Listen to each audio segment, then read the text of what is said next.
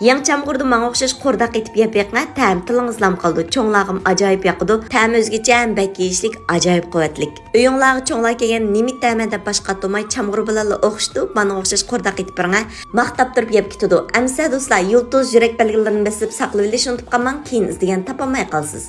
Mayli qil go'sht bulamdi yoki qo'y go'sht bulamdi, videoda ko'rsatgan cho'nglikni to'g'rab tayyorlab olamiz. Endi yangi chamgurdan sal jaqaraq tayyorlab olamiz. Chamgurni pek ushshaq to'g'rab atmanglar, bo'lmasa ezilib ketadi. Chamgur ko'kinimi videoda ko'rsatgandek to'g'rab olsanglar bo'ldi. Qozon muvofiq miqdorda may qo'yib, may qizgandan keyin go'shtni silib, bekroq qo'riymiz do'stlar.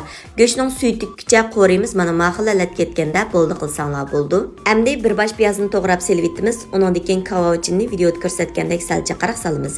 Azroq tuz silib, birishga qo'rib atgandan keyin pomidorni silib, pomidor ezilgich qo'riymiz.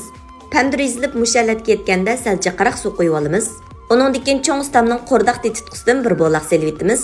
Cho'ng ustamning cho'ngligi bormish, ayildi qo'rdaq qilsam ta'mini, rangini yaxshi chiqaramayotma degan xonim qizlarimiz bir ishlatib sinab beqinglar, ta'mi kelib ketmaydi, ajoyib o'xshaydi.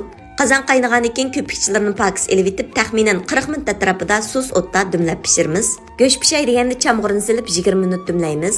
Ko'rib shakapsizlar do'stlar, qo'shmaganlar qo'shib elinglar. Mushunga o'xshash oil taomlardan 60 xil dars tayyorladim. Cho'ng taqsiliq qo'rma, har xil taom, pishiriq, ichimlik, murabba, bozorlik so'g'say darsikimizni 10 qo'y bilan o'rganalaysiz. Dars tizimlatmoqchi bo'lsangiz, Undidar Nazi 7733 ekran üstüdeki numar shu.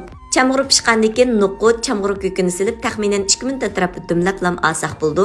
Diqqat qildigan ishlar, nuqutni bir kun avval suvchilab qo'ymiz, bo'lmasa pishmaydi. Endi chiroyli taqsimizga usib, mehmonning oldiga achchiq saqlam bo'ldi.